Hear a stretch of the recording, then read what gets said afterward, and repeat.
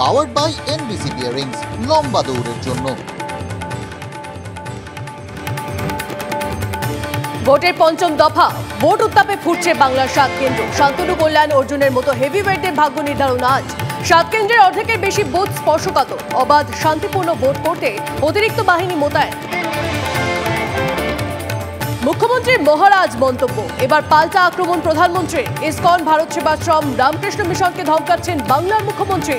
Vote ব্যাংককে খুশি করতে আধ্যাত্মিক গুরুদের অপমান, মানবে না মানুষ, কটাক্ষ নরেন্দ্র মোদী। দুর্নীতি রুখতে চরম হুঁশিয়ারি নরেন্দ্র মোদীর। 4 জুনের পর নতুন সরকার গড়েই দুর্নীতিবাজদের বিরুদ্ধে আরও কড়া অ্যাকশন।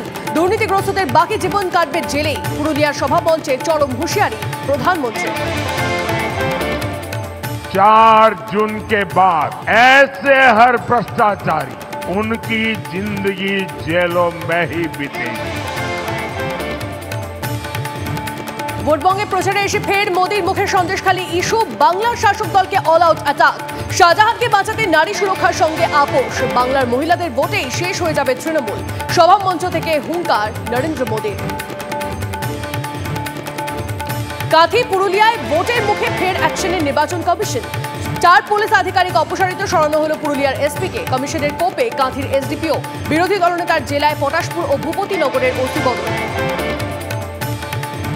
মমতার পাশে দাঁড়িয়ে অধীরকে নিশানা। প্রতিবাদে খড়গের ছবিতে কালি। কলকাতায় প্রদেশ কংগ্রেস ভবনের বাইরে 3টি হোর্ডিংয়ে মল্লিকার্জুন খড়গের ছবি বিকৃত। লেখা তৃণমূলের দালাল। নিন্দা অধীরের।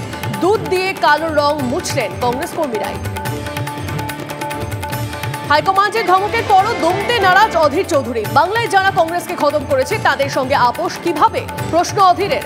এবার কোন পথে বহরমপুরের সাংসদ, নজর রাজনৈতিক মহলের।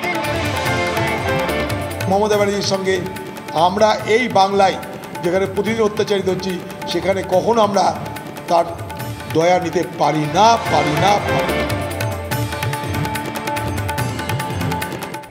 পাওয়ার্ড বাই এনবিসি বিয়ারিংস, লম্বা দৌড়ের জন্য।